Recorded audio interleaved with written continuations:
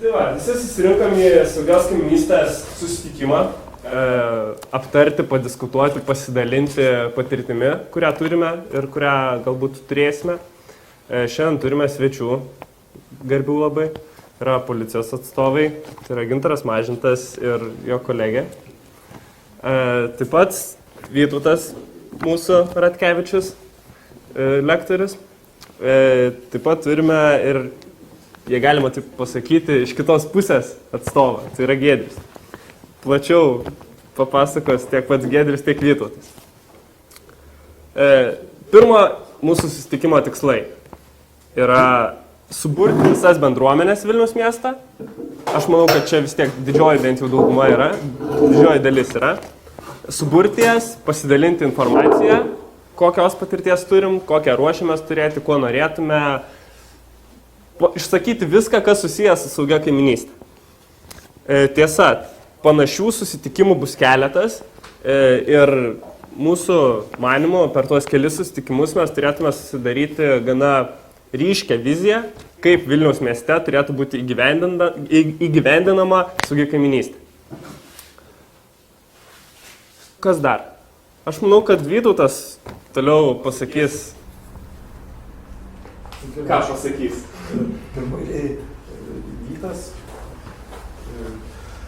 antroji eilėje norėjau pasakyti, kad į mane pristatė kaip lektorių, aš labiau norėčiau būti kaip diskusijos dalyviai. Ir tas, kas gali lektorius, kas mokosi, tai čia dar sunku nustatyti, kas turi daugiau tos patirties. Labai norėčiau, jeigu galima įtraukti visus į ne paskaitų skaitimą, o į aptarimą. Ką mes kaip darom ir taip pat aptarimą, kur sekančius tuos susitikimus organizuosim. Ar organizuosim čia, organizuosim jūsų bendruomenėse, bet prieš pradedant, nors jų vardais galėtume prisistatyti ratuku, jeigu galima, ir iš kokio rajono. Vytas? Martynas. Iš kokio rajono? Užupis. Aš iš Fabijoniškių iš esmės. Piotras Užupis. Jurgita iš Pilaitės. Giedrius Užupis. Nomada. Gyvenu Justiniškės, atstovauju Vilniaus apskrities vyriausiai policijos komisarė. Ustiniškės. Jūs kaip? Ustiniškės. Bet kaip žmogus? Ustiniškės. Ustiniškės. Aš Gintaras, pirmo policijos komisariato viešosios policijos skyriaus viršininkas, aptarnaujam 5 seniūnijas, įskaitant Žvėryną, Verkius, Žirmūnus, Antakalnį ir Šnipiškes, bet seniūnijos teritorijos liko nuo seniūnijų, kai kurių nėra.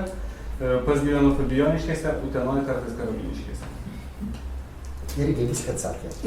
Informacija sena prieš metus. O kaip žmogus save identifikuojat, kokiam rajonui, kokiai kaiminystėje? Bijau, kad aš plačiai noriu ir už Vilniaus miestą, ir už visą Lietuvos Respubliką. Gyvenas, reikės, kur gyvenu, Gyvenu Fabijoniškėse, naujose rajonuose. Taip, Žvėrynas, Danutė. Vytautas, ne Vytas, Vytautas Žvėryno. Atsiprašau, galima truputėlį... Neaksiklės. Aš dabar kaip skaičiu archyvose ir kaip tik surandu tokią informaciją, nes tai kas man rūpi, kad tokius socialdemokratai darė tokius likimus truputį toliau ten. Už žemesnę katkį, kur yra Lietuvos rajonas. Tai va tai buvo tokie nelegalūs sutikimai, anoniminiai. Mano vardas Mažena, atstovauju Markučių bendruomenę. Mano vardas Edita, aš irgi atstovauju Markučių bendruomenę. Mano vardas Giedrius, Lietuvos Respublika. Palanga, Kaunas, Vilnius. Petras, Žirmūnai. Marija Justiniškės. Ustiniškės ir Justiniškės. Atsiprašau, turiu informaciją. Tai buvo Ustinovo dvarelis, o šeimininkai gyveno Žvėryne. Šeškinės mikrorajone atstovauju Vilniaus savivaldybę. Virginija, Pilaitė. Brigita, Naujamiestis, Stoties rajonas. Aš kaip ačiū visiems, buvo malonu, pasitengsiu prisiminti vardus. Mes kaip kvietėm, tai pirmąjį norim pasakyti, kad saugi kaiminystė tai yra mūsų nuomonė, mano nuomonė. Aš noriu pasidalinti savo patirtim, tai iš pradžių bendravimas ir jis bendravimas prasideda nuo paprasčiausių dalykų, kad ir buitinių. Bandėm susirinkti, apsitart yra kažkoks tai stalą paruošiam. Čia norim atsiprašyti žvėriniečių, nes 2 eršketus pagavom plaukiančius į jų pusę. Bet jūs vis tiek jungia 11 autobusas, dar ne Jo. tik tai ne. Ja, čia proga pasidalinti gerybėmis, tai vanduo, atsigert, saldumynai, bet kada turit savo nuomonę išsakot. Ir bandyčiau pasidalinti patirtimi, kokią aš matau, turėjau Lietuvoje ir turėjau Airijoje. Nes Airijoje, Londone 10 metų gyvenau užsienyje ir mačiau, kaip ten saugi kaiminystė formuojasi ir kokiu būdu. Ir dalyvau begalės tyrimų, kurie galų galia pasakė, kad 20% saugios kaiminystės sudaro 20% techninės priemonės policija ir 80% bendravimas, kultūra ir tam tikros socialinės normos. Tai yra... Saugi kaiminystė pats projektas jau kokį 15 metų pasaulyje ir pasiteisinęs. Ir viską tik Lietuvoje nekaip neišsineša. Atsiprašau, tas projektas nuo pirmos olos, kai oloj susirydavo. O kaip tik norėjau pasakyti, 15 milijonų metų gal. Jo, tai vienoje ar kitoje formoje. Ir visur idėja ta pati vertybės, jų komunikacija, laikymasis, etiketo tam tikrų vertybių ir identitetas. Ir čia norėjau kalbėti ir apie mokslinius tyrimus, kaip ten amerikiečiai nustatė įtaką vertybių komunikacijos labai gilę, kokių vertybių bebūtų ten, ar storėjimas, ar lygos, ar saugi kaiminystė, tai kaip indukcija, tam tikras gyvenimo būdas įmagnetina šalia savęs esantį žmogų, artimą 40, sakysim, procentų. Kaip pavyzdys, Kristakio prieš 3 metų buvo toks didžiulis pasaulinis, reiškia, furoras, kai jis tyrimus pristatė, kad jeigu žmogus pradeda storėti, sakysim, aš dabar pradedu storėti, tai šalia esantis šalia manęs turi potenciją sustorėti 40%. Jo, prašom, čia kaip tik ta kėdė, bet į kamerą pakliusi tada, nesakai, kad ten dirbi kažkur tai. Reiškia, tai 40% šalia esantis, šalia manęs. Jeigu 40% šalia esantis, tai to draugas 25%, o draugas 10%. Tai žmogus, kurį aš nepažįstu trečioje grandiniai, įtakojamas manęs yra 10% jo elgesio modelis. Priklausomai nuo to, kaip aš tai iškomunikuoju. Tai toliau darant tyrimus išaiškėjo, kad tai veikia bet kam. Ar tai būtų kūrybingumas, ar saugumas, ar lygos, ar socialinės nuostatos kriminogenė, bet veikia bet kam. Tai jeigu mes, sakysim, čia po to nagrinėsim šiek tiek Užupio atvejį, pradedam komunikuoti kažkokias tai vertybės ir net nesigilindami, kaip tai perdom kitiems pasąmoniniam lygyje per socialinį tinklą, per pažintis 4 žmogui, 4 grandinėje įtakojam 10% kūrybingumo augimą. Tai labai įdomus dalykas ir iš to kilo tyrimas, kuriam teko dalyvauti Belfaste, nežinau ar Belfastą kas nors žino, tai yra Šiaurinės Airijos sostinė, tai yra terorizmo pasaulinio šaltinis, iš kur praktiškai viskas ir vyksta, ir kaip jie komunikuoja savo vertybės. Čia, aišku, ekstremalus variantas ir labai ekstremalus tyrimas buvo. Ten detalės nepasakosiu, bet porą metų teko tenais dirbti. Ir mes darėm identiteto komunikacijos, vertybių komunikacijos gatvėje, reiškia, tyrimą, kaip tai atrodo. Ir pavyzdžiai. Sakysim, pas juos kažkokie tai žmonės vertybės yra, kad ir gatvėje išpiešta ant sienos, jis iš karto išpiešia equality, freedom, fraternity. Ir jų aukščiausias lygmuo, peace, unity, nežinau, ar čia visi angliškai nelabai, bet jis net gatvėje kiekvienam žingsnėje išpiešia, ką jis galvoja ir kokios jo vertybės yra. Ir tu eidamas pasąmoningam lygį prisitaikai. Ir aš galvoju, ar tai veikia. Tai galiu pasakyti, kai važiavau į tą miestą, išlipau iš autobusų, štai pavardės, tai įsistebėlinau einančiam priešais mane žmogui į nugarą tam rajone. Ir jis atsisuko. Aš galvoju, Jo. Po to specialiai pasižiūrėjau. Irgi greit atsisuko ir pagalvojau, ant dižurkių. Tipo gal kaip būna jautrus labai ir jaučia žvilgsnį. Galvojau, kas tai padarė, kodėl taip įvyko. Ir kai trečiais metais 2,5 metų išvažinėjau, aš taip pat atsisukinėjau žvilgsnį. Ir supratau, kodėl. Todėl, kad tos vertybės ir kurie jie komunikuoja ir būtinybė jomis elgtis pagal jas, iškomunikuota visur, kad tau tik tai kyla mintis, kad tu gali elgtis kitaip, tau iš pasąmonės ateina signalas, ar manęs kas nors nestebi. Ir tai jį daro labai gerai, bet aišku, čia jau ekstremas. Kiekvienam žingsnėje yra, čia pavyzdžiai praktiškai dviejų grupuočių. Viena tai UVF, tai Austrian Volunteer Forces, tai yra, reiškia, angliškos pusės, o kita IRA, tai patys žinot, ką tai reiškia ir kaip jie vyksta ideologinė arba vertybių komunikacijos kova. Žuvusių žmonių vardai, pavardės, už ką jie žuvo, kaip jie žuvo, ant sienų išpiešta, ant gatvių išpiešta, susitikime priminami, vertinami. Vyksta kažkoks tai renginys, išeina žmonės ir sako, va, mes komunikuojam tokias vertybės, nebijo. Ant kiekvieno kampo tokios, pavyzdžiui, tokia komunikacija, kuris sako, jo, jeigu tu mūsų vertybėmis nesivadovausi, susitiksi su mūsų broliu. Ir va, labai aiškiai parodyta, koks tas brolis atrodo vakarinis, kuris turi balaklavą, tai ta prasme kaukė uždėta, ten pasie, man atrodo, ten AK prailgintas 47 kažkoks tai. Va, gatvėje ir aišku, kad šitam rajone, va šitos spalvos, šitie žmonės komunikuoja tokias vertybės. Taip komunikuoja kitam rajone vertybės. Kaip jie komunikuoja, kaip tai daro. Vat, pavyzdžiui, šitas labai, man, kodėl pasidariau nuotrauką, buvo juokinga to, kad vidury gatvės tam tikrą dieną nepriklausomai, kad tai vyko dar prieš 5 metų tik tai,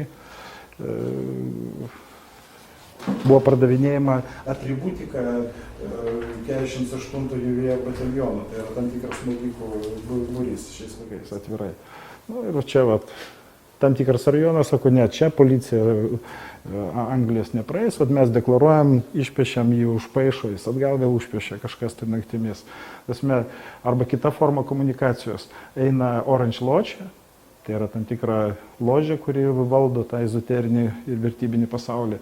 Ir eina savo maršą su būgnais, su trenksmais ir tokio lygio savo tą komunikaciją vertybinę sinchronizuoja būgnus, kurie yra ten gal kokie 1500, kad tiesiog aš šalia esančiai gatviai iš pradžių sėdėjau ir juda visas paviršius. Ir tada organizmas galvoja, ar tokiai jėgai ir tokiai pasiryžimui aš noriu prieštarauti?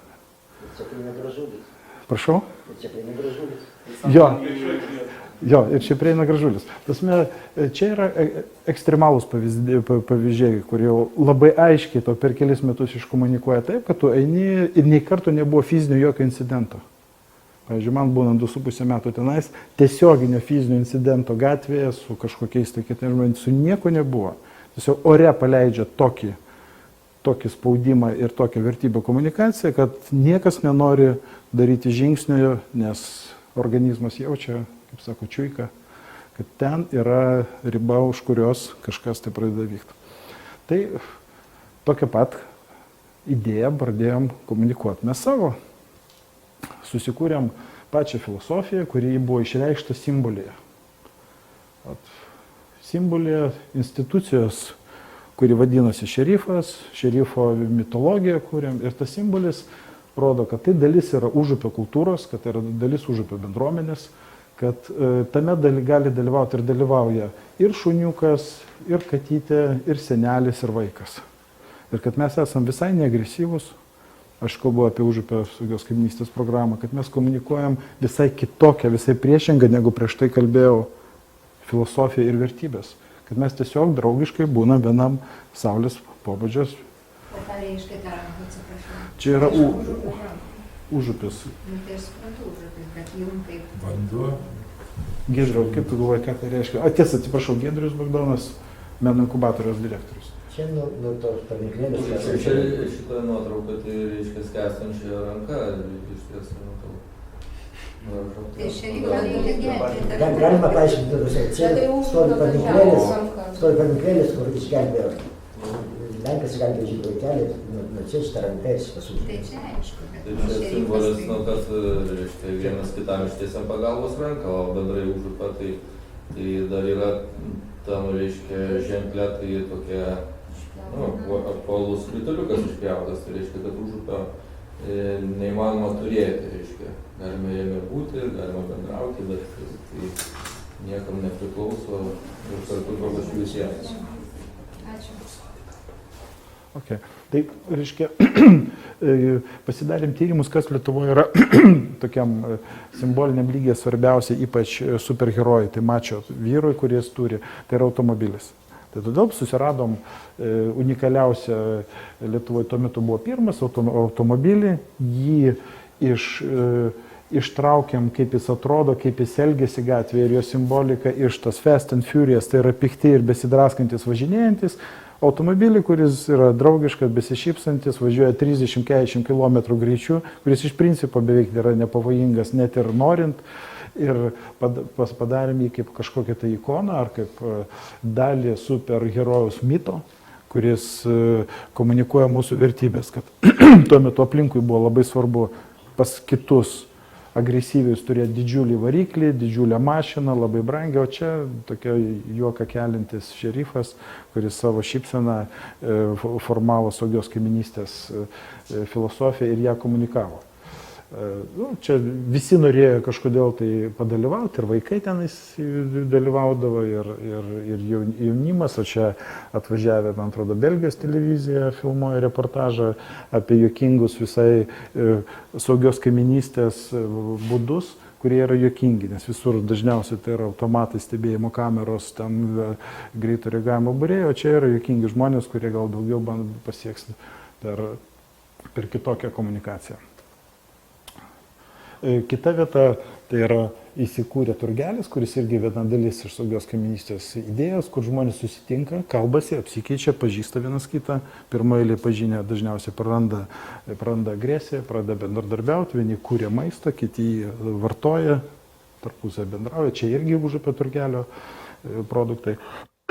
Tai yra pažintis vienas su kitu, pagalba vienas kitam. Ten parodysiu po to filmu, kad turbūt jis jau daugelį buvo matytas, tai ėmėm bomžus, kelis, kurie visiškai bomžai, ir pabandėm padaryti visą kitą požiūrį į juos. Pabandėm juos sutvarkyti jiems sveikatą, aprengti, palinksminti, sušokuoti ir kaip jų statusas kaip bomžo pasikeitė vien todėl, kad jų požiūris aplinkinių juos pasikeitė. Tai gal teko girdėti, papimpink savo kaimyną.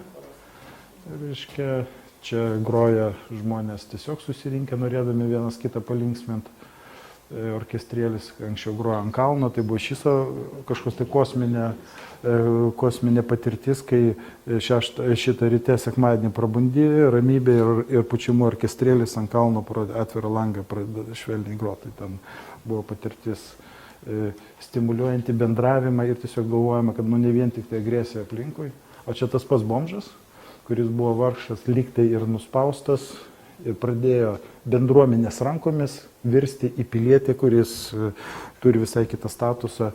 Ir iš tikrųjų tas statusas nuo socialinio, psichologinio statuso ir pavirto į materialinį. Visai kitą. O tas buvo prieš kokius 5 metus, koks dabar jo likimas? Puikus. Ką jis dabar veikia? Jo, bet tu sakys, labai įdomu. Reikėjo čia turgelė ten darbų ir galvom pasikviesim jį. Dar duosim, bus proga užmokėti jam padėti. Nes taip duot pinigų yra, skaitom neteisingai. Užsidirb. Pasiskambinam, Algelį, ką darai. Sako, žinai, šitas pamatė tą televizijos laidą su jo padaryta žmona, kuri Anglijoje buvo, ir dukra, kuri gyveno. Sako, atsistatė santykiai ir dukra dabar jam, jis pasirodo, buvęs estetikos mokytojas. Dukra siunčia šitos perpiešinėt kažkokius tai meno kūrinius. Ir sako, jis gauna, mes pasiūlėm gal 5 litus į valandą, 10, tai sako, aš 4 perpiešiu per mėnesį, po 500 svarų gaunu už vieną. Tai, tai čia tai buvo toks netikėtas, gal čia likimas tai skyrė, gal dar kas, bet žmogaus, kuris ten realiai fiziškai pusiau prapuvęs ir trainiuosi iš vieno kampo į kitą, pakeitė savo socialinį ir tą statusą, į požiūrį į save, ir šeima pasikeitė, ir šeimai buvo jau įdomu su juo bendrauti, nes jis pakliuvo į tas žmogaus žurnalą ir kelias televizijos laidas po šito renginio. Okay, tai visur eina kalba apie mūsų vertybių komunikaciją, kad mes norėjom pasakyti ir bomžui, ar tu bomžas, ar tu kažkas, tai pabandom žiūrėti vienas į kitą kaip lygus su lygiu. Ir net ir pastatėm tokią angelą vienu metu, kad iš turgelio žmonės suneždavo maistą, palikdavo pardavėjai ekologinį maistą, kuris pakankamai brangus, o ten bomžai, ar kaip jos pavadint, sunkiai gyvenantis, ateidavo, pasiimdavo. Ir iš to atsirado unikalus dalykas, tie patys bomžai pradėjo mus žiūrėti, kaip mes bandėm pasakyti, kad mes žiūrim į jūs taip pat kaip ir į save, kad jūs lygus. Ir norim padėti. Jie taip pat į mus pradėjo žiūrėti. Ir jie pradėjo, nes jie yra akis ir pirštai ir kojos gatvės, jie mato viską, mato, kur parduodami narkotikai, kas yra pavogta, kam parduota, kaip galima pavogti. Ir jie pradėjo nešti informaciją, kurios net negaudo policija, arba nežinau, reikia pas kolegas paklausti, kiek bomžai jiems ar kokie tai dalykai suneša tokios informacijos, kur niekas negaudavo, bomžai ir vaikai suneždavo informaciją, kur niekas negaudavo. Ir jinai labai brangi ir sudėtinga, tai tiesiogiai pradėjo vystyti, aišku, kitas vertybių komunikacija, tai yra kažkokia tai lyderystė, tuo metu buvęs meras pradėjo lankytis į tą turgelį ir visą tą saugios kaimynystės programą, jis ten demonstruot, kaip jis lojalus tą idėjai ir ten taip toliau, nes niekaip negalėdavo pakliūti į televiziją ir šitą, tai jam tuo metu trumpu laiku pasisekė per tą kanalą pakliūti. Iš televizijos neišlenda. Ja, tai pradėsim kurti saugios kaiminystės ir nesaugios kaiminystės žemėlapį. Kad galima būtų matyti, kaip tai vyksta, kurioje vietoje, kas gerai, kas blogai, ir mes norime padaryti interaktyvų. Ir dabar tiesiog pasibandysim tai daryti, išaiškinsim, kokie mūsų planai, kaip galima spręsti problemas.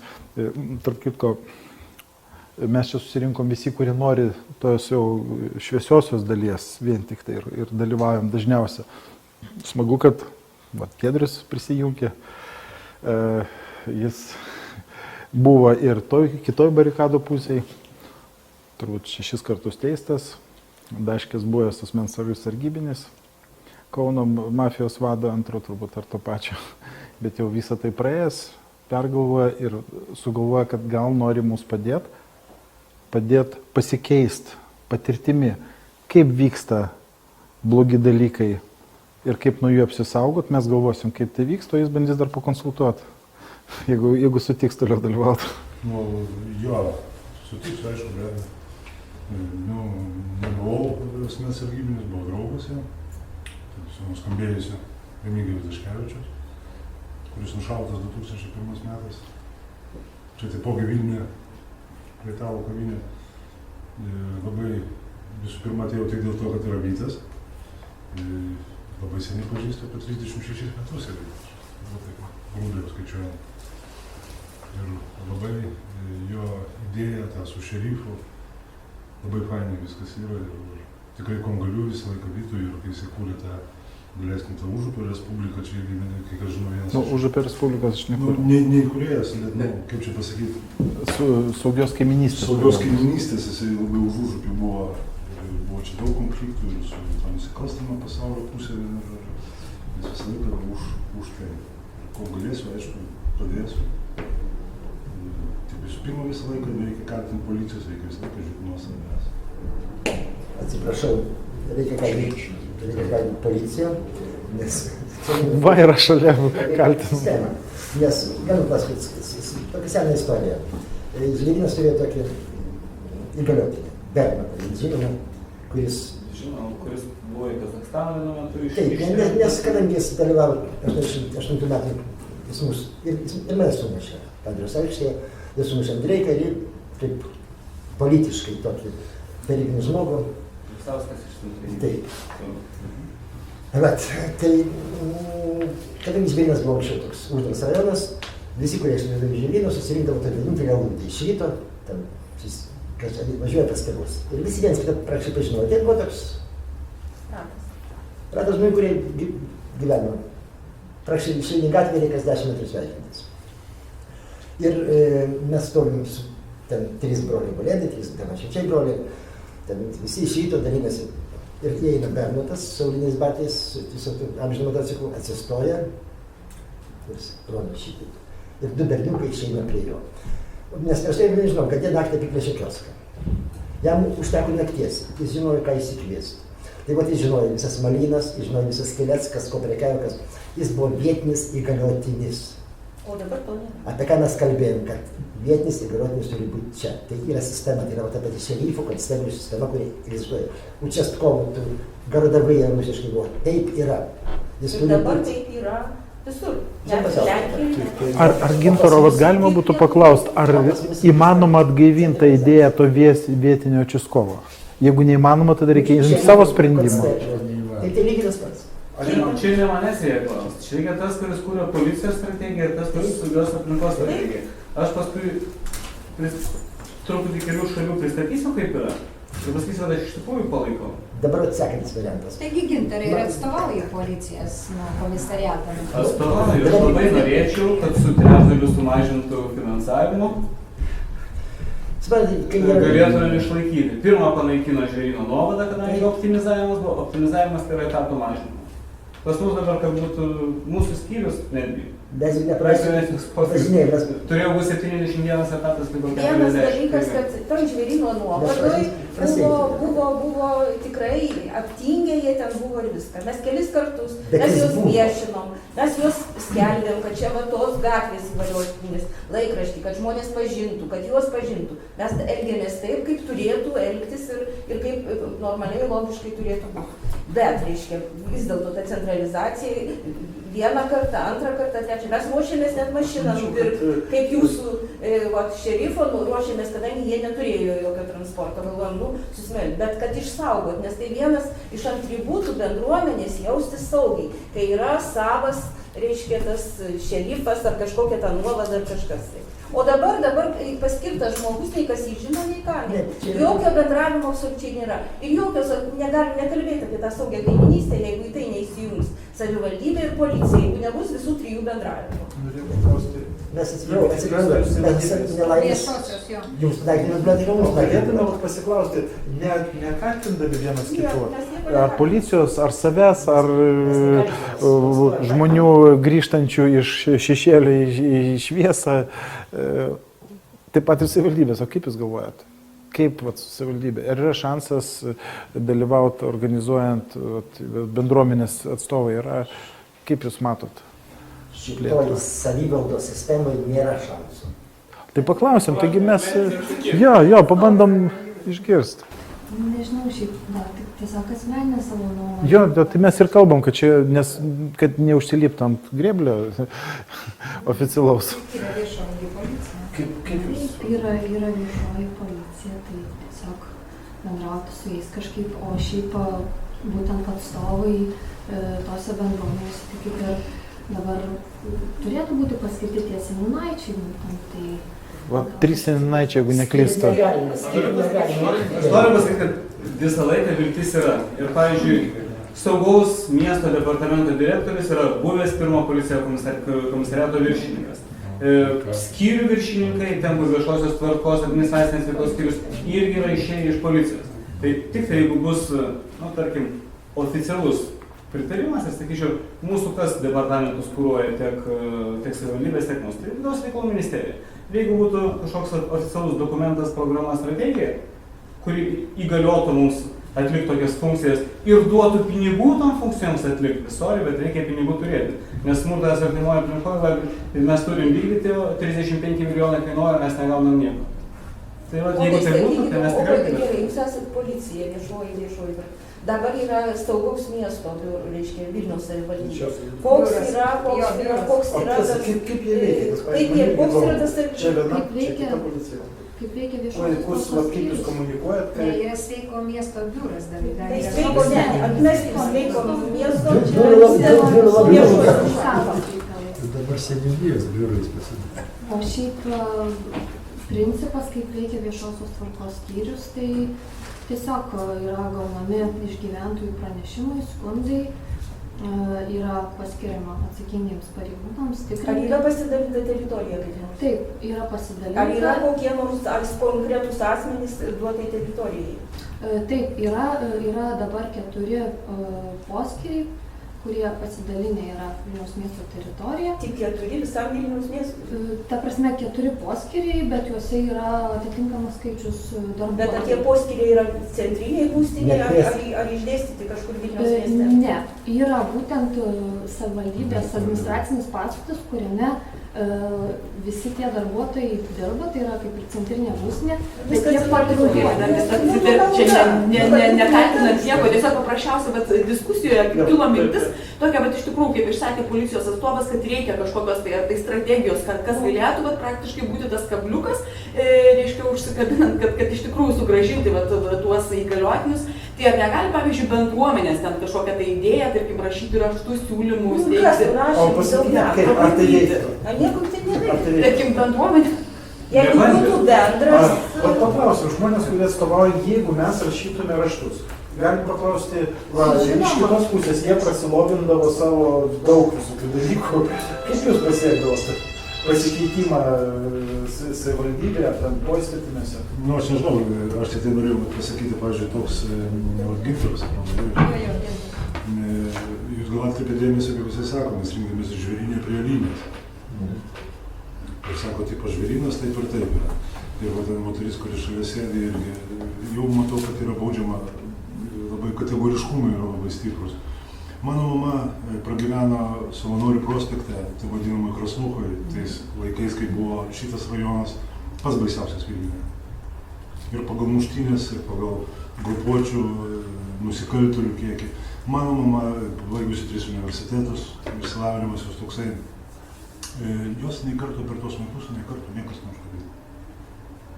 Nei karto, tuo labiau atimtų rankinuką, ar ten žodžiais įžeistų, ne tai, kad jos sūnus ten buvo sportininkas ar dar kažkas. Tai. Paprasčiausiai buvo kaip ir saugi kaiminystė. Tame rajone valdos, pradedant nuo Vingio parko ir baigiant 21 vidurinio prie Skrobų gatvės. Tai buvo Krasnukas rajonas. Ir negalima buvo principas toksai savo liesti. Teisingai, jeigu užeidavo kitas žmogus, tais laikais jau buvo visiškai kitaip. Pasvarstykime, kodėl tai buvo. Kodėl būtent? Todėl, kad žmonės gerbdavo savo kaimyną, kurį kiekvieną dieną matydavo, gerbdavo savo artimą. Arba bent bijodavo. Nu, baimė yra, žinote, Taip yra, tai Visų 100 balų. mes 20 metų priekį. Nes aš su to susidūriau Juodkalnyje, žinau. Kai aš keliauju Juodkalnyje, tai žmonės kaip turbūt taip mąsta. Aš pats pagarba viens kitam, todėl kad tai tiesiog vertinamas žmogus kaip žmogus, ne dėl to, kad jie ten ginkluoti visi. Dėl to, kad jie gerbė ir iš tikrųjų jie vertina viens kitą. Aš vyriausias. Natūraliai energetinė pagarba žmogui. Atsiprašau, čia gali esu vyriausias. Dabar buvo 5 metus. Kai aš žvėrino vaikas, išėjau į prospektą ir mes negalėjom palėštis, aš būdavau iš žvėryno. Ir mes negalėsdavo tokie.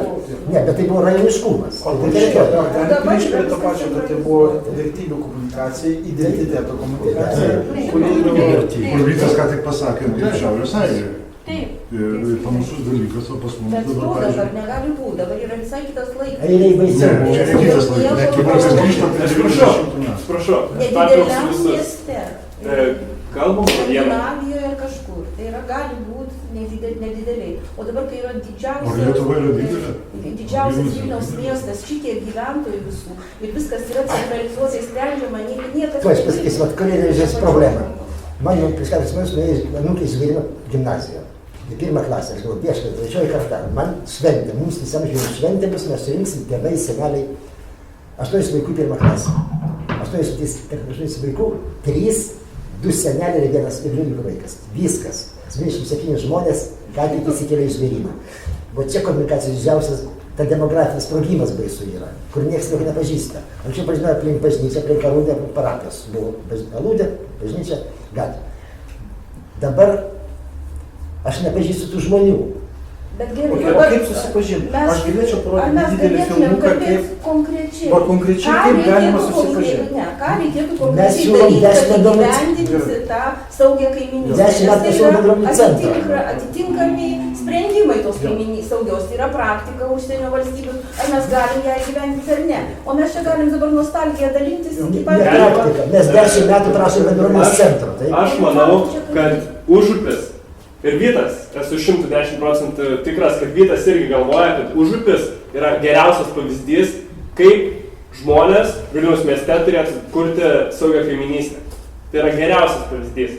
Nes kai mes su Vytu susitikom pirmą kartą, jis man papasakojo apie Užupį iš vidaus iš esmės, ko šiaip einamas gatve tu nelabai pastebi. Ir ten filmuke, kurį jums parodys Vytas, ten bus parodyti, kas yra svarbu bendruomenį, kad atsirastų aludė, nebūtinai aludė, kad atsirastų žmonės besveikinantis kas 10 metrų, kad atsirastų lyderis. Visą tai reikia sukurti, visą tai kuria bendruomenė, ne kažkas, ne savivaldybė, ne policija. Tai nieko nedaro. Tik patys žmonės, aš, Vytas ir visi kiti, tai daro. Visi kartu daro. 10 metų, 12 metų. Okay, tai norim pasidalinti pavyzdžiais, kaip mes tai darom. Jūs sakot konkrečiai, vienas žingsnis, vieta, turgelis, kur žmonės susitinka. Susitinka, susipažįsta, pastovi eilėj. Čia yra tas pats rodysit, ką prieš 3 metus ar kažkiek daryti. Tai visą tai, kad pasikeis, galim kažką tai kitą parodyti. Na, aš papasakosiu, kaip mes darom mūsų jų bendruomenė. Bet paskui. Gerai, 5 minutės tiesiog. Čia garsai.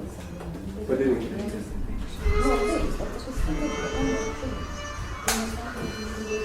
Čia idėja buvo tokia, kad turgų susitikimo vieta susirinka tipo kaimiečiai. Ir vienas kitą žiūri miestiečiai kaimiečiai, o mes norėjom parodyti, kad nėra miestiečių kaimiečių. Dalį pamokėm dainuot, dalis susijungė su operos atstovais.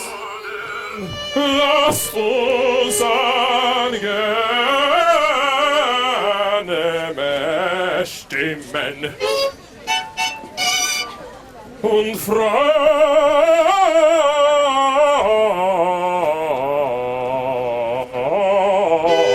bollere. Freude, Freude.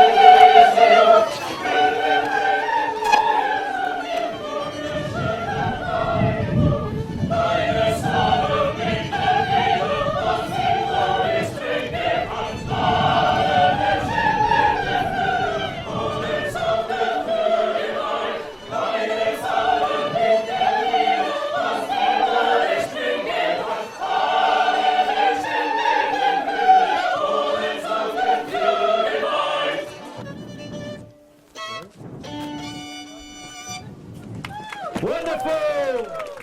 What's up, Ujupis? How you guys feeling today? I'm gonna take a stand on the barrel of communication. Who's feeling good tonight? Who's feeling good this morning? Let me hear you guys give me a rhythm, huh? We're in Ujupis, okay? So let's go. Massive ballistic, non-passive linguistic, multitask, intricate, think fast and get with it, turn solid to liquid, yell, holler and flip it, tail taller, no rim shit, I never stalled a wreck shit, I said, flows on fire, lava, jump. Okay, idėja suprasta, maždaug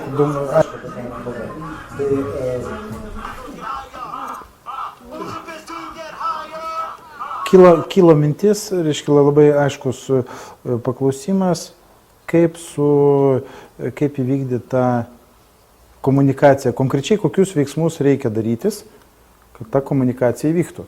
Tai aš iš karto galiu prieiti prie metodinių dalykų, jeigu jie kažkam tai įdomus jau konkretus metodiniai dalykai, žingsnis po žingsnio, kaip yra formuojamas identitetas ir per kurios kanalus. Visų pirma, aš jau kalbu dabar ne apie poeziją, apie techninius, technologinius, sociologijos, psichologijos, konkrečius veiksnius, kurių pagalba arba technikas, psichotechnikas, socialinis technikas, per kurias galima būtų pasiekti vienu ar kitų rezultatų. Pirmoji, susiformuoti savo socialinę hierarchiją arba piramidę. Tai nusistatykit, kas jūsų lyderiai, kas yra veteranai ir tikrieji nariai. Pirmoji yra lyderiai, administratoriai, veteranai, tikrieji nariai. Sekantis žingsnis - laikinieji nariai, svečiai, neutralūs ir priešai. Savo ekosistemoje įsivertinkit, tai vadinasi mappingas arba žemėlapio, kaip čia teisingiau kas gali padėti, ką tai reiškia mapping. Ta prasme, įvertinimas savo aplinkos.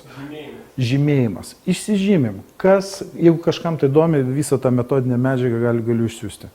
Kas yra aplinkui, jūsų aplinkoj lyderiai, dabar natūraliai susiformavę, kas yra administratoriai, veteranai tam tikrų vertybių komunikatoriai ir kas tos grupės nariai, tos bendruomenės. Pakol jūs neįsivertinsit to, jūs nežinosit nei su kuo dirbti, nes iš principo jokia idėja nepraeina pro nematomą socialinį tinklą ir infrastruktūrą, jeigu jos vienaip ar kitaip neįvertina ir nepatvirtina lyderis. Tyrimas buvo darytas Holivude, 5 žmonės praktiškai formuoja viso Holivudo Rolls-Royce'ų ir brangių mašinų pirkimus. Tai yra vienas dantų technikas, kuris turi super aukštą statusą bendruomenė. Ir jeigu jis per savo klientus nepasako, kad šitas Bentley šitos spalvos yra įdomus, praktiškai pirkimų neegzistuoja. Tai reikia tiesiog žinoti socialinę mechaniką. Tai pradžioj įsivertinkit šitą infrastruktūrą. Pirmas žingsnis. Tai, kas dabar yra. Aš atsiprašau, čia tikriausiai kažkas panašus į grupuočių. Jo, vienas prie vieno. Lyderis. Saugi gauja. Taip, saugi gauja. Ir net, pavyzdžiui, dabar aš įsiterpsiu tokį dalyką, pavyzdžiui, šito negėda, bet nesuprasdavo niekas. Įsivaizduokite, vis tiek buvom Lietuvoje, net Rusijoje, vis tiek skaitė kaip rimta grupuotė. Aš apie Kalnučią šneku, apie Taškinius. Ir suprantat, kas būdavo toksai momentas, mes atvažiuodavom, mes žinodom, pavyzdžiui, 3 mašinos atvažiuoja, ten daleiskim, kur gyvendom. Ir stovi kažkokia tai kita mašina. Ir ten sėdi 2 žmonės. Ir mes neteidom, nepaklausėm ten per jėgą ar dar kažkaip tai. Tiesiog prieidavo ir sakai, mes rūpinamės jūsų ir savo saugumu. O ką jūs veikia? Jo. Ir jie jau, jeigu jie ten kažkokie tai žudikai, ar iš kitos grupuotės bandyti vienu žodžiu, jie iš karto automatiškai nuvažiuodavo. Nes jau jūs ir veidus matydavosi ir viskas. Jis toks paprastas tik vienas klausimėlis būdavo. Ir dar pabaigsiu, labai šitą norėjau pasakyti, ten žvėryną turbūt. Vienu žodžiu, teko išgerinėti, neslėpsiu šitą su namo seniūnu, atrodo, taip vadinasi. Yra tokia bendrijos pirmininku, jo. Sako, tenas pardavinėja alkoholį, ten cigaretės pardavinėja. Ir netyčia leptelėjau. Sakau, kažkaip atkreipė dėmesį, kad pas jūs miestelėje nėra prie 5 aukščių namų suoliukų. O kam tie suoliukai? Taigi, sakau, sėdės bobutės, kurios negali išeiti 100 metrų. Ant to suoliuko čia niekas neįeis niekada. Ir jos bus geriausios kameros. Jo, jūs nepatikėsite. Atsirado prie kiekvieno įėjimo po suoliuko ir visi sėdėjo. Ir niekas jau automatiškai, ne vieno apiplėšimo nebuvo. O jeigu žmogus eina tenas nusipirkti alkoholį po 22 valandos, jau visi žino, kad tenas taškas yra jau užsidaręs taškas. Dasidėjau iki tokio. Labai įdomus patirties pasidalinimas, tai reikėtų nustatyti, kas... Nėra suoliukų, nėra suoliukų. Čia airių programa CFT ED. Tai kaip ir kalbant, kad visa bendruomenė prasideda nuo egzistuojančios bendruomenės identifikavimo, o po to procesai vyksta kaip sniego kamuolys. Atsiranda 1-2 tie vadinami lyderiai su nauja idėja ir aplink jį formuojasi panašių į jo vertybės žmonių suprantančių ir jeigu tie žmonės komunikuoja savo vertybės ir savo gyvenimo nuostatas. Tai reikia pradžiai įsivertinti, kur mes tai dirbam, su kuo mes, su kokia erdve. Atsakysim, jeigu kalbat jūs žvėrynę. Jūs įsivertinkite, kas jau yra lyderiai, kokia jų hierarchija ir spręskit, ar tie lyderiai iškomunikuoja jums reikiamas vertybės. Čia yra gaujos principas. Čia nėra gaujos. Labai norėjau patikslinti vieną dalyką. Čia yra socialinės psichologijos principai. Tai yra truputį kitas dalykas. Aš irgi dėl to sudomėjausi. Tai dabar, aš, jeigu leisit, pratęsiu. Reiškia, susiformavus tą hierarchiją, pažiūrėkite, kaip vyksta komunikacija iš viršaus į apačią, iš apačios į viršų. Kokia komunikacija? Kaip jūsų žemiausia grandis išgirsta ir pamato jūsų vertybinę komunikaciją? Čia, aišku, bendruomenės brandos tam tikri etapai, kur čia ilgesnis laikas ir reikia šiek tiek daugiau pasiruošimo tam. Prieisim prie paprastesnių atvejų analizės. Kaip Užupis komunikuoja iš viršaus į apačią savo vertybės? Bendrom pajėgom pastatytas, sakysim, paminklas, kuris matomas bet kam atvažiuojant, išvažiuojant į Užupį. Jis iš karto gauna signalą, kad čia yra Axis Mundis, tai yra centrinė ašis su savo simbolika ir savo komunikacija. Čia yra centrinė ašis.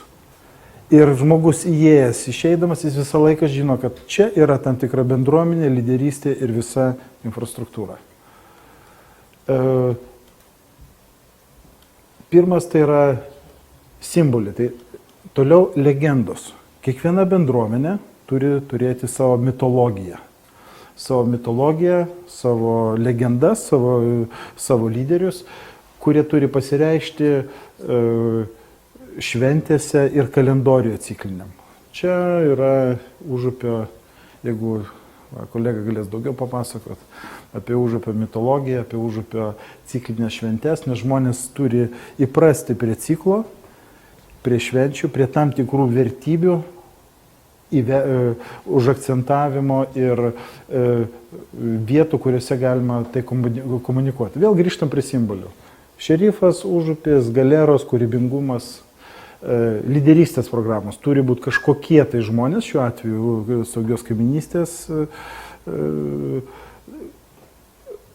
saugios kaiminystės atveju komunikacija lyderių stovinčių šalia kitų lyderių.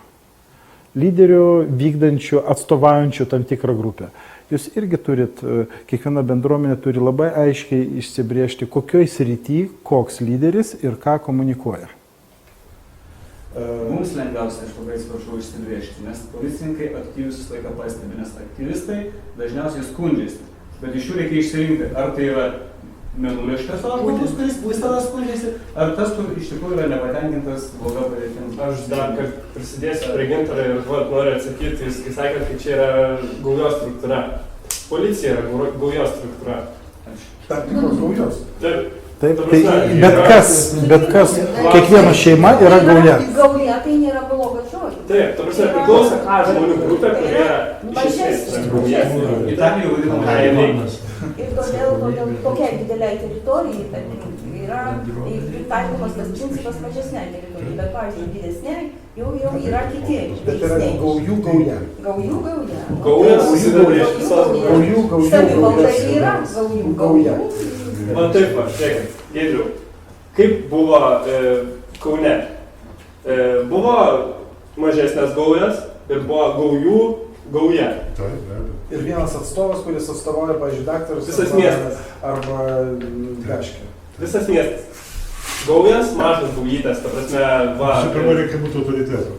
Dabar žmonės neturi autoritetų. Dar ir kaip, Giedriau, buvo, kaip jūs pasakojate, tą įvykį, aš buvau jūsų tokioje vienoje situacijoje. Kaip tik privatizavimas prasidėjo, 2 valandą turiu priduoti Vilniaus savivaldybėje pastatą, 3 valandą atvažiuoja. Viena pusė su automatais kyšo, kita pusė. Tik persižiūrėjau ir pasakiau, Dieve, pas mane 2 vaikai ir aš našlė, gelbėk. Generalinis direktorius sako, tu nepergyvink, viskas sutarta. Išėjo, kaip jūs sakai, iš vienos mašinos ir iš kitos. Sustojo ant vidurio, žodis po žodžio vieni žuk, kiti žuk. Namo. Viskas. Problema įspręsta. Ne, bet yra jūs vėlgi... Buvo toks atvejis, tada Ne, tai buvo čia aišku, čia buvo silpna valstybė. Dekanidze buvo, kiek visokių ten buvo. Silpna valstybė buvo, Jo. visai kiti politiniai žaidimai buvo, bet vat jūs labai blogai atsako tokių dalykų. Kaip ir žmonės, pavyzdžiui, bijodami, tikrai bijodami, ir iš savo nežinau ko. Visą laiką sako, aš turiu mažų vaikų. Dievui sakiau, ne kažkam kitam. Pas policijos atstovą galite paklausti, ar nors vienas vaikas buvo nužudytas kartu su šeštu. Ne. Tai ir visą laiką va tą sako, mes turim mažų vaikų, mes bijom. Ne dėl to čia... O kaip pagalvoji, kas už... Niekas nepalietė, ne kartu tų vaikų. Reiškia, kalbant apie tas metodikas, identifikavom, kad turi būti hierarchija įvertinta, lyderystės programos, susitikimo vietos, kosmologija, mitologija, turi būti šventės ir ritualai. Labai gražiai matosi, kaip užupiečiai susiformuoja savo ritualinę dalį, šventinę dalį, kuri pasireiškia begalybėje užupio švenčių, ritualų, susitikimų, simbolių, kurie visi tai vertybių komunikacija. Per kiekvieną iš tų punktų vyksta vertybių komunikacija.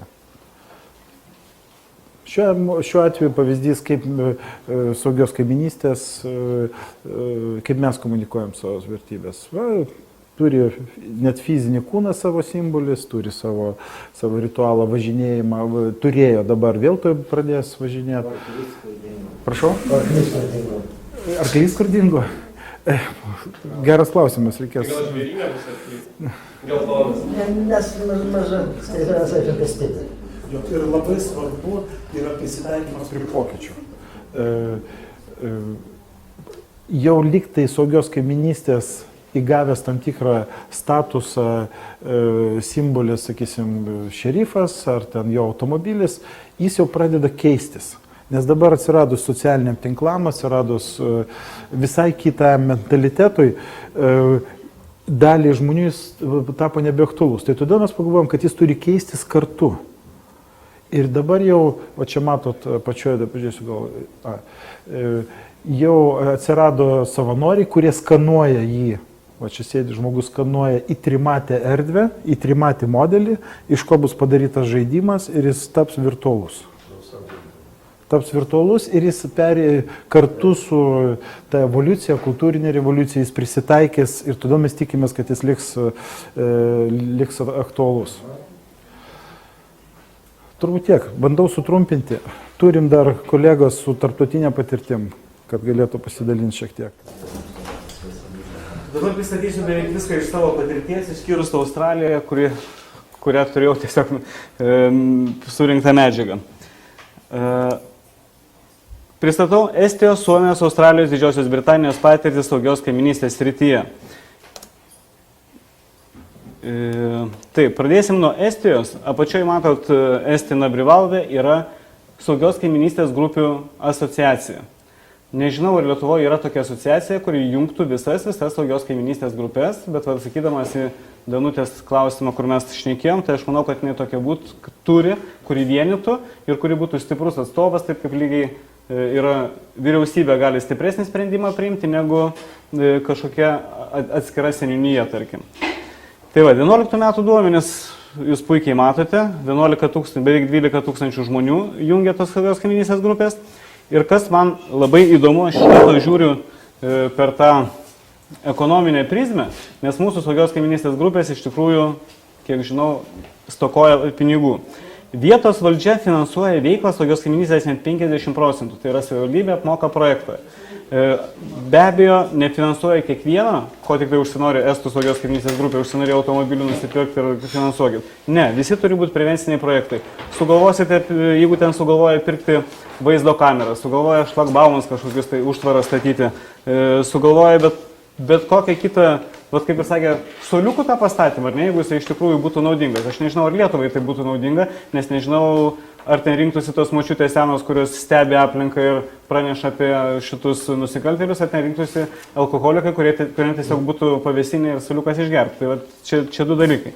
Bet du skirtingi. Saulėkraštis pastatė, turėtų būti susirinkti. Galima taip.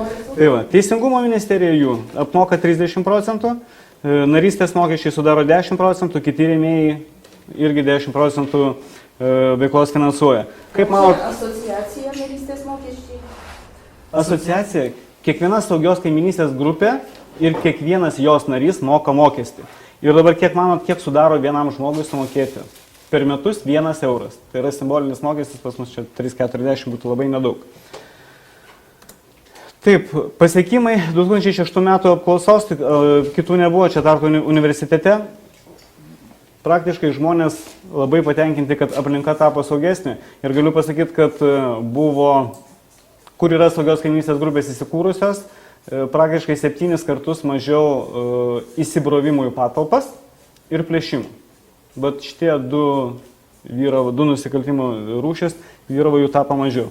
Kad pagalba tapo lengviau pasiekiama irgi, tai sako 72%, tačiau tai suprantama ne kaip vien teisėsaugos pagalba, bet ir kaip savivaldos socialinės rūpybos ministerijai priskirtų funkcijų ir vykdomų paslaugų ir medicinos pagalbos lygiai taip pat. Visai, aišku, keista, dėl to aš kaip suprantu, kiek dalina VŠI anketas, ten yra parašyta vienas klausimas, kaip manot, per kiek laiko gali tapti tai ir santykiai su kaimynais geresni, bet kaip matom, čia tik tai 13% išsakė, kad per 5 metus gali pasakyti, kad kaimynai tapo geresni. Bet kita vertus... 6 metais susipažinus su kaimynai. Galbūt ir tai. Vykdydami apklausą. Kas įdomiausia, kad apklausos vykdymą irgi šitą inicijuoja asociacija, o 50% apmoka Teisingumo ministerija. Praktiškai mes turim ir Teisingumo ir Vidaus reikalų ministerija. Ten yra šiek tiek atskirta, bet dalį funkcijų VRM perėmė Teisingumo ministerija. Praktiškai už 20% gauni labai, labai daug. Dabar, nuo ko pradėti irgi Danutė klausė. Aš pasakiau policijos prieš tai požiūrį, kad mes turim savo aktyvistus, kurie pas mus į mus dažnai kreipiasi. O štai gyventojai, tie, kurie aktyvistai arba lyderiai, kur ką tik tai Vytas sako, privalo surinkti visų grupės gyventojų duomenis. Ir kam šitas yra reikalinga? Adresai ir telefonai, tai nuo paprasto elementaraus dalyko. Išvažiavai į kaimą, tau šitą sprogo vandentiekis. Visas namas kenčia. O kaimynas nedaug dievė nežino telefoną. Mes susidarėm kiekvieną savaitę į mano komisariatą atstovavimą, skambina žmonės, kad padėkite surasti tą žmogų. Oficialiai mes padėti jo negalim. Patikrinti per duomenų bazės, kur tas žmogus, kokie jo duomenys pateikti kitiem negalim. Tai mes patys bandom surasti ir, žodžiu, teikiam tokią socialinę pagalbą, kuri policijai nepriklauso. Iš tikrųjų nepriklauso. Jeigu kaimynai turėtų, iš karto būtų viskas paprasčiau. Kam reikalinga informacija apie automobilius? Nuo to, kad užstatė žmogus neturėdamas kurį važiuoti, tarkim, parkavimo problema Vilniuje yra opi, tikrai opi, gali pasiskambinti, išėjai žmogus patrauks. Kita vertus atvažiavo kažkoks kitas automobilis ir šitą ne į svečius pas jūsų pažįstamus, vadinasi, atvažiavo arba žmonės tie, kurie ruošiasi nusikaltimui, stebi aplinką, čia turbūt Giedrius, kuris dabar jau turbūt nebėra mūsų opozicijai, galėtų papasakoti, kaip stebėdavot aplinką, jeigu stebėdavot, ar kaip kiti nusikaltėliai. Arba tiesiog pasistatė automobilį, neturėdamas kur pasistatyti. Iš esmės tai, bet čia aš įsivaizduoju problemos ten, kur yra Vietros stadionas, kai atvažiuoja futbolo žiūrėti, ten kur renginiai vyksta, iš tikrųjų, tai problema yra. Arba Vilniaus miesto centras, kai darbą atvažiuoja žmonės. Taip. Čia yra kitas dalykas, aš manau, kad iš visą danėsi neturėtų tik važinėti niekas išskyrus specialų transportą. Čia mano nuomonė, kaip piliečio. O šiaip tai prie universitetinės ligoninės lygiai tas pats. Pas daug naujų kvartalų skundžiasi, kad medicinos pagalbos negali.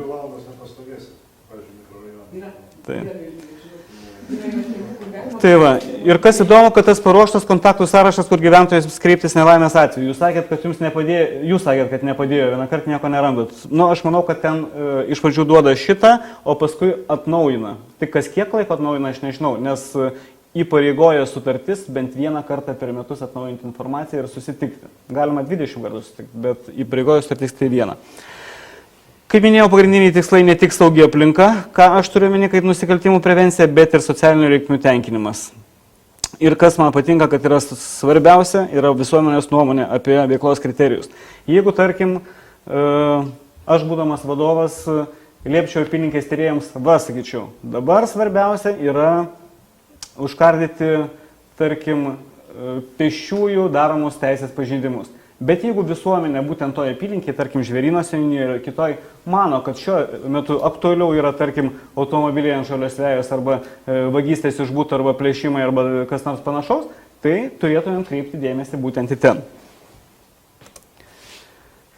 Ir saugios kaiminystės, bendradarbiavimas saugios visuomenės labui yra programa atitikmuo mūsų saugios kaiminystės, net 6 ministerijos tuo rūpinasi. Jeigu lygintumėm su Lietuva, bijau, kad to rūpinasi tik tai pačios saugios kaiminystės grupės, kiek galim padeda policija ir iki seniūnijų reformos, manau, kad ir su seniūnijomis bendraudavo. Dabar nežinau, kai seniūnijose liko po 1-2 žmonės ir kai jos ten sujungia, tai iš esmės sudėtinga ir mums patiems bendrauti. Suomija dabar. Aš bendrai čia kalbu apie visas Skandinavijos, nes Švedijoje yra labai panašus modelis. Noriu tiesiog palyginti, kuo skiriasi gyventojų bendruomenės. Mūsų bendruomenės, kad ir Vilniuje, labai retas turi juridinę asmens statusą. Bendruomenės turi, o saugios kaiminystės grupės neturi, nes tik tai pasirašo trišalę sutartį, jinai, kiek aš atsimenu, būdavo visą laiką saugoma seniūnijoje, vienas egzempliorius pas mus policijai ir vienas pas jūs. Bet iš esmės juridinio asmens teisių neturėdavo ir todėl, kiek aš manau, negalėdavo kreiptis į, kad ir vidaus reikalų ministeriją, kad finansuotų jums kažkokį projektą. Patys sugalvojot projektą, svarbu vis jūsų iniciatyva. Sugalvojot projektą, stumkit. Bet jeigu būtų asociacija, jeigu būtų juridinis asmuo, galėtų jau kreiptis. Taip. Ir asociacija be abejo, kaip ir visos profsąjungos, jeigu jos savininkos jos vienyje daug labai tūkstančių žmonių, jos gali pramušti žymiai lengviau ir įtaką didesnę padarys. Jeigu jūsų saugios kaiminystės grupėje yra tik tai 2 žmonės, kaip dabar mažiausiai skaičius yra 2, ir jeigu jūs kreiptumėtės su projektu, jūs mažiau žiūrėtų. Jeigu asociacija kreiptųsi daugiau. Vat kaip sprendėm, vat ir dabar siūlot labai puikus dalykas decentralizuoti, aš irgi esu už tas nuovadas, kad taip mes turėtumėm nuovadas, nebūtinai, kad ten būtų policijos karininkai, gali būti ir visai kitaip, aš vat norėsiu Didžiosios Britanijos modelį truputėlį pasakyti. Bet tam reikalingi sprendimai. Kaip pasiekti sprendimą? Kiekvienas jūsų yra rinkėjas, visi renka savo Seimo narius. Jeigu jūs vienas nueisite pas Seimo narį, tai geriausiu atveju galbūt koks nors geras Seimo narys priims. Jeigu ne, geriausiu atveju pakalbėsi su padėjėju, o kitas žmogus šitą nukreips jūs kur nors į vidaus reikalų ministeriją, eikite arba į policiją, arba į seniūniją, sakys, eikite ir klauskit.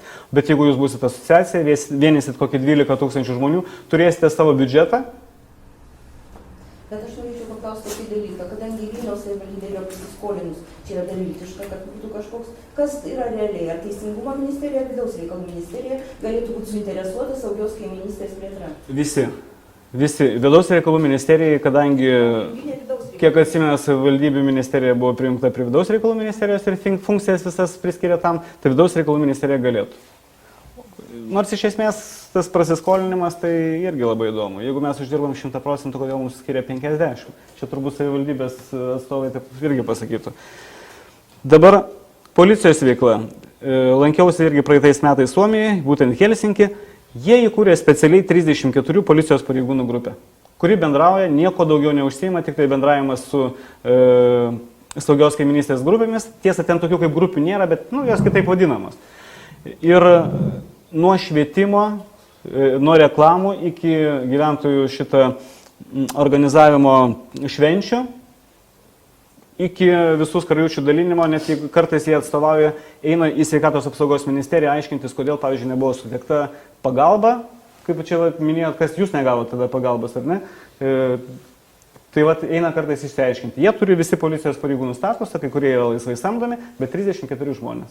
Ir kai kurie dar turi internetinį portalą tvarkant. O populiarumas ten irgi yra toks panašu kaip saugi kaiminystė LT, bet Lietuvoje nėra tokio, kad būtų saugi kaiminystė LT.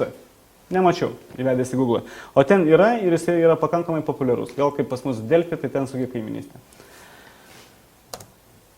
Australijoje, matot, velniškai daug yra tuoj pasakysiu, 82 metais prasidėjo, iš tikrųjų Viktorijoje prasidėjo 80-aisiais ir per 5 metus apėmė 348 tūkstančius namų ūkių. Įsivaizduokit, kas yra Australija. Tai yra daug avių augintojų, sakysim, daug žemdirbių ir vienas kaimynas nuo kito gyvena kas 3 km kartais, mūsų vienkiemė paprastai kas 500 metrų nutoli. Ir vis tiek jie visi bendrauja. Ir bendrauja, Martynas sakė, lūdėse, o jie iš tikrųjų susirenka kartą per mėnesį, padaro mini-joninės, visi yra patenkinti ir pasidalina savo patirtimi. Ne tik tai tarpusavį, bet ir kaip reikia bendrauti su vietiniais valdininkais, kad pradamušti vieną ar kitą reikalą. Dabar irgi apie decentralizaciją mes irgi kalbėjom. Vat Australų policija mano, kad saugios kaimynystės grupė turi būti sudaryta iš zonų, kur nedaugiau 20-30 namų, nes visa kita yra per didelis darinys. Taip, jie irgi jungiasi į tas didelės asociacijas partnerystės principų, tačiau jie mano, kad optimalu yra 20-30 namų. Ir šitiems, aišku, ten išrenka savo administraciją, turi savo, kaip Vytas va yra šerifas, tik aš nežinau, kokius Vytas turi įgaliojimus. Tarkim, mes policijos komisariate visoms saugios kaiminystės grupėms siūlom tapti policijos rėmėjais, aišku, pasiskaityti policijos rėmėjų įstatymą reikia, tas įstatymas neįtin tobulas, tarkim, nesuteikia daug įgaliojimų, tačiau jeigu, pavyzdžiui, paprastam pažeidėjui išsitrauksit ir parodysit pažymėjimą, kuriam aiškiai parašyta policijos rėmėjas, gal jis kitaip žiūrės. O jeigu, pavyzdžiui, turėsite įgaliojimus bausti teisės pažeidėjus, tarkim, už smulkius teisės pažeidimus. Kaip dabar viešosios tvarkos skyrius ir kiti, jie irgi turi tam tikrą spektrą administraciniam kodekse įvardintų pažeidimų, už kurias gali surašinėti protokolus, net priiminėti nuobaudas. Teisingai aš suprantu? Nuobaudų, ta prasme taip, gali arba... Už kelių eismo taisyklių pažeidimus skiriat nuobaudas, o už kitus? Patys viešosios tvarkos skyrius pareigūnai, jie rašo protokolus. Nagrinėja administracinė komisija. Bet tai tas pats pastatas, taip. Dabar dar kas yra įdomu. Labai Australijos policija kišasi į saugios kaiminystės grupių reikalus. Iš tikrųjų kišasi. Skiria civilius koordinatorius. Tarkim, atėjo pas mane pirmo komisariato Žvėryno bendruomenės narė Danutė, sakė, aš noriu dirbti, noriu padėti policijai ir pati savo. Gerai, aš sakau, būdamas, tarkim, policijos viršininku, ateik, aš tave įdarbinu už tam tikrą atlyginimą minimalų, tarkim, ir jau turite statusą kaip irgi nebūtinai ne policijos pareigūno, bet valstybės tarnautojo. Be abejo, finansavimas yra kitoks negu pas mus, todėl jūs čia į mus net nežiūrėkite, aš tikrai dalinuosi gerąją patirtimi. Dabar irgi lygiai taip pat Australija reikalauja vieną susirinkimą per mėnesį. Suomijoje vieną kartą per metus, nors kiek girdėjau, žada vieną kartą per pusmetį padaryti, o čia organizuoti ne mažiau kaip vieną susirinkimą per mėnesį. Visose susirinkimuose dalyvauja policijos pareigūnai. Kita vertus, ten policijos pareigūnų yra šiek tiek paprasčiau dirbti negu pas mus, nes jisai neturi 40 ikiteisminių tyrimų kas mėnesį. Ir pagrindas ten nėra ypatingai tų savisaugos daugiau būdų. Pavyzdžiui, čia galima siūlyti ir savigynos kursų organizavimus, ar ne, tai nėra blogai. Jeigu pas jūs Žvėryne dabar kaip tik pasakysiu, prieš savaitę prasidėjo tų nepilnamečių 12-14 šiokie tokie išpoliai prieš rugsėjo 1, mes juos greitai pabandėm užkardyti, bet gal kas nors nuo to ir nukentėjo. Taip. O pagrindas viskas ten yra naujienlaiškiai, lankstinukai. Šią savaitę padidėjo tiek nusikaltimų, iš karto visi naujienlaiškiai išvažiuoja į saugios kaiminystės grupės. Kita vertus, ten visi turi telefonus ir visi turi internetą. Tai policijai labai paprasta dirbti. Ir patys tiesa saugios kaiminystės grupių nariai yra suinteresuoti policijai pranešti, jeigu pasikeitė jų kontaktai. Nes dabar mes renkam kontaktus ir žiūrim, daug kas yra pasikeitę, o mūsų kaiminystės grupės neinformavo. Taip. Atskiri skyriai besirūpintis programos vystymu ir veikiantis prevencijos padalinių sudėtyje yra. Pas mus nuo 14 metų įsigalios, aišku, čia Nomeda daugiau galėtų pasakyti, bet aš irgi taupydamas laiką, naujas apylinkės aprašas, tai vadinama apylinkės inspektoriaus učastkovo instrukcija, ir joje yra numatytas bendruomenės pareigūnas. Anksčiau buvo numatyta, kad bendruomenės pareigūnai bus keli, atsižvelgiant galbūt į seniūnijų skaičių, gyventojų skaičių, tačiau aš taip įsivaizduoju, nežinau kodėl, bet prievolės tokios neliko. Jos galime kurti, bet turime kurti iš savo resursų. Taip kad jeigu norit, kad aš įkurčiau komisariate, tarkim, vieną bendruomenės policijos pareigūną, kuris bendrauja tik tai su visuomenė ir visas jos bėdas bando spręsti, tai žinokit, kad tai kainuos maždaug 10-15 neišaiškintų nusikaltimų. Tai ką reikia pasirinkti, tai be abejo, atsiprašom, bet mes pasirinksim, kad geriau tą pareigūną skirti nusikaltimų išaiškinimui. Prašau, Gintarai, o jeigu žmogus tas, kuris bendrautų su tom bendruomenėm, saugios kaimynystės, ar nemanat, kad tai pagerintų saugios kaimynystės tą patį projektą ir veiklą ir todėl sumažėtų tais 15 nusikaltimų? Sutinku, po 5 metų sumažėtų. Gal po 3, nežinau po kiek laiko, bet aš manau, kad policija ir taip yra jau taip optimizuota, taip sumažinta, kad jau traukti nėra kur.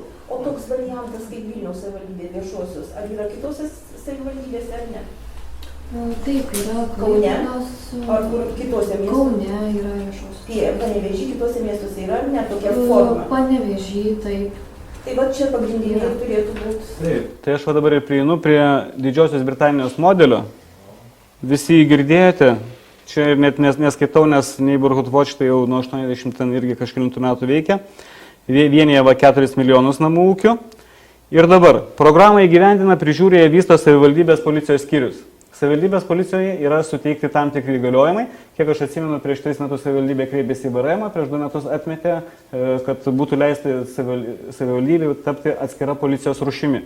Bet tai turi būti tik tai vyriausybinis sprendimas, nes mes patys policininkai net ir norėtumėm nepramuštumėm.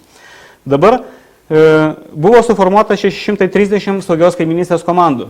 Ir kaip manot, lygiai taip pat buvo suformuota 630 konsteblių etatų įsteigta, kurie dirbs būtent turėdami policijos įgaliojimus, bet kurie dirba su bendruomenė. Veikia daugiausia nedideliuose miesteliuose arba, na, aš įsivaizduoju tokių teritorinių paskirstimų kaip ir mūsų va čia seniūnijos, tai irgi labai laisvai ten dirba.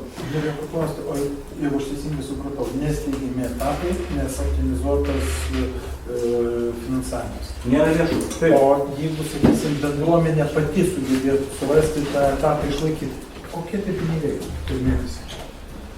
Aš dabar negaliu pasakyti. Vieno policininko išlaikymas, jeigu vien tik tai alga, aš negaliu sakyti, turbūt 60 000 litų per metus kainuotų.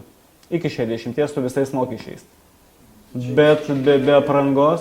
Apie 3,5 tūkstančių rankas. Taip, bet aš nežinau, kas sutiktų. Čia idėja gal įdomi, bet aš nežinau. Čia tada mes kiekviena šitą saugi kaimynystės grupė galėtų savo atskirą policininkos etatą maždaug įsteigti. Gali būti. Čia atskira tema, aš dabar tikrai neatsakysiu. Dabar žiūrėkit, kaip veikia saugios kaimynystės grupės komandos. 1, 2, 3 modelis. Tai yra tokia komanda sudaro vienas puskarininkis, tai yra tas pats kaip mūsų apylinkės inspektorius. 2 konstebliai, tai yra tas pats, kas mūsų policininkai. Ir 3 visuomenės paramos policijos pareigūnai, arba, kaip sakiau, savivaldybės policijos skyriaus pareigūnai.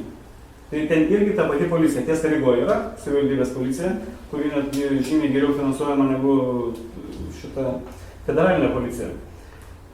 Šiaip pasakysiu, eilinis konsteblis gauna 67 000 svarų per metus. Bet jo yra atlyginimas. 14 000 gyventojų, ar ne?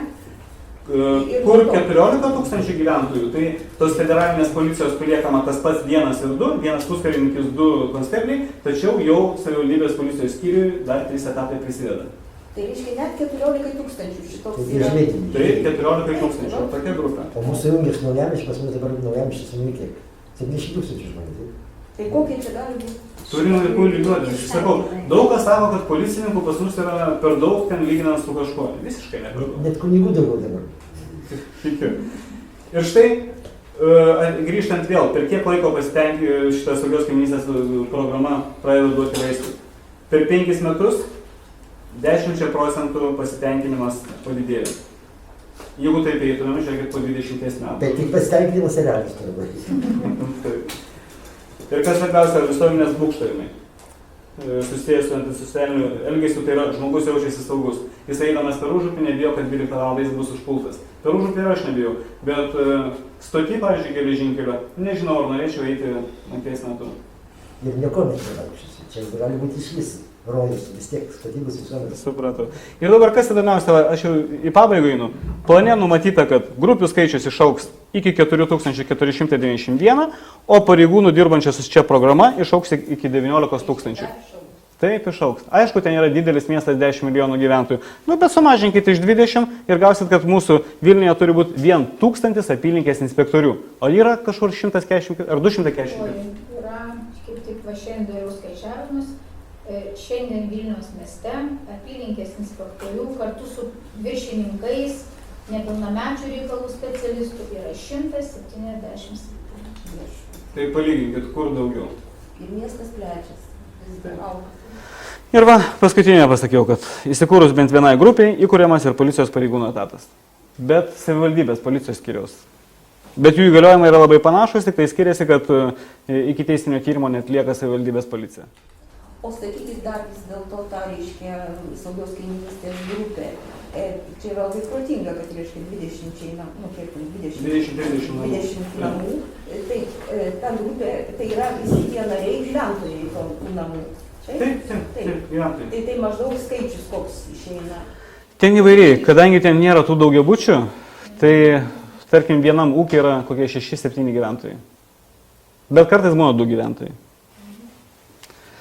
Nu ir va. Grupės tik tai 6-7.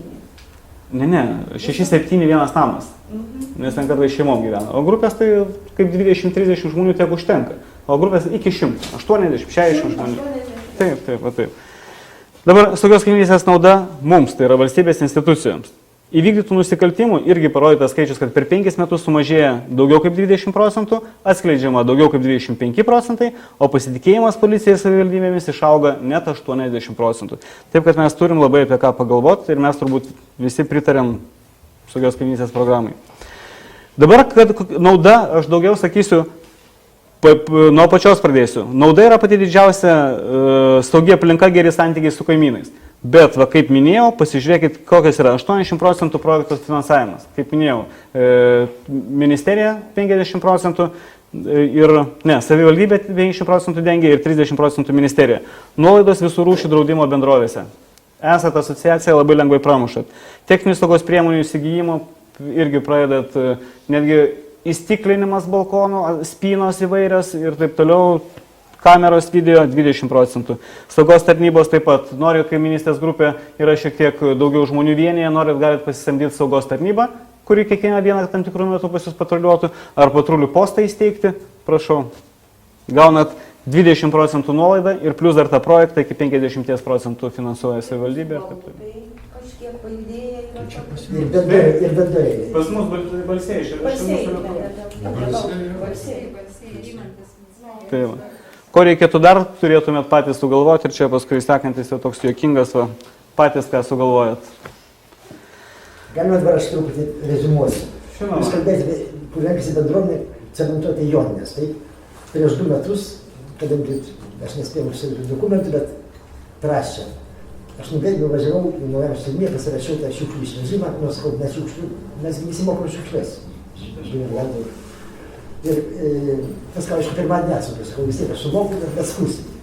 Jie paskui suprato, ką jie daro. Bet aš galvoju iš Palucko labai gražų kaimininką švenčių. Šiukšlių išvežimas, tualetai, sauga, viskas. Parašė apie 10 000. Ir aš paskui pasitavau visą raštą ir sakau, atsiprašau, mes visi grįžam savo tualetus. Mes vietoj gyventai. Savo lytis mes turime.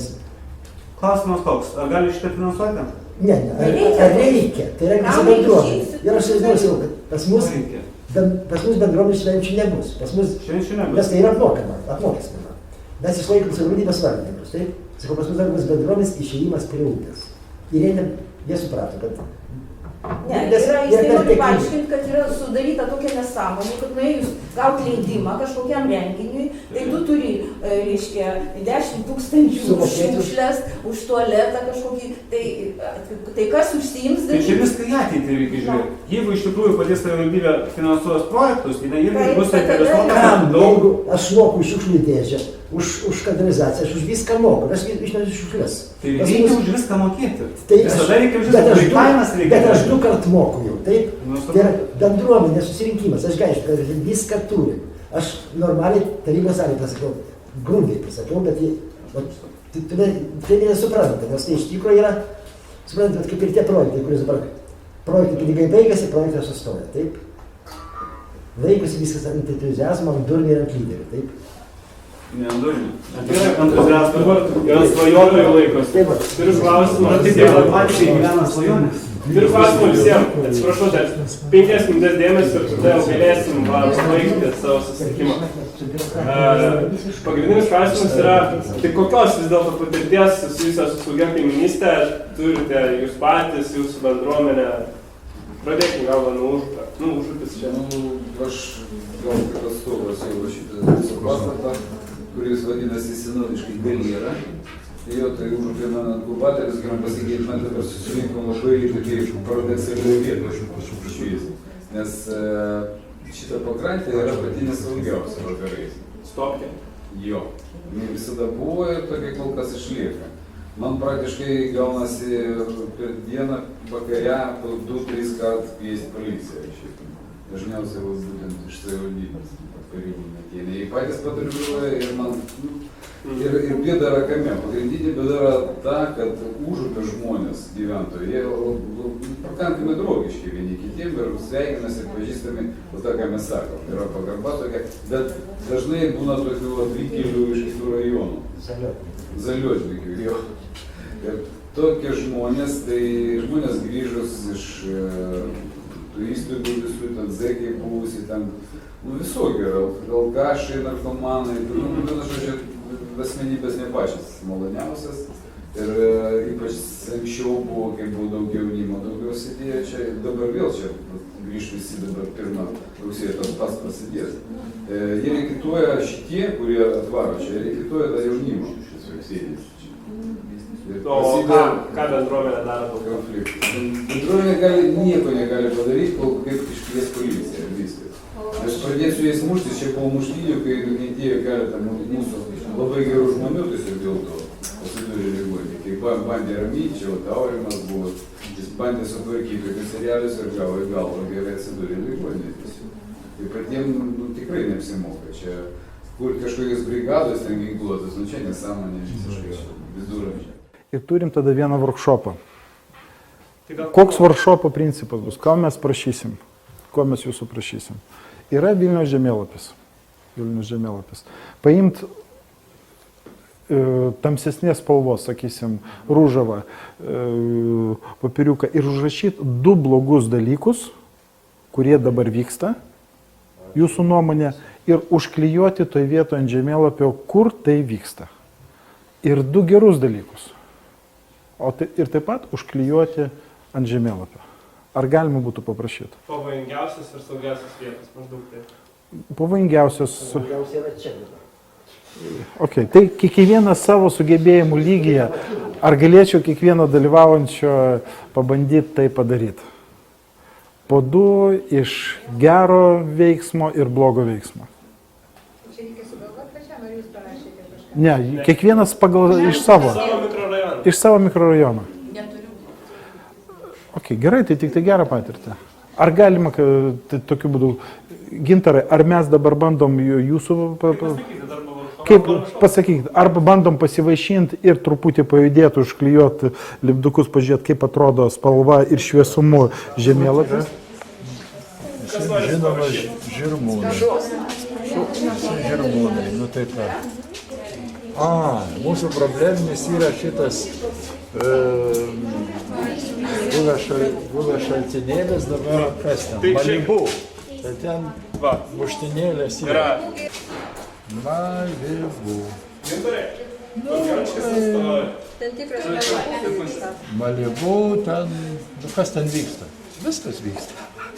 Tikras Malibu. Žirmūnas. Įvairius ten. Taip. A daugiau, kur gerai. Gal prie Minsko gerai, va čia yra Minskas yra prie, iki.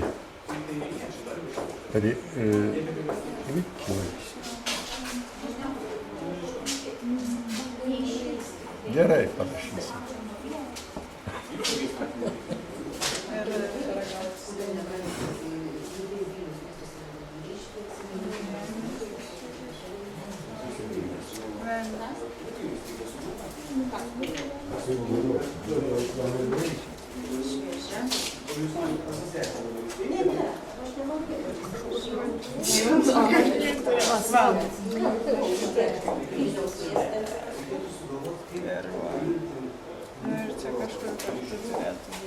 Tai kur ar atsiūsit vizitinę savo visą šitą filmavimą? Vilniaus bendruomenėse. Ar kad čia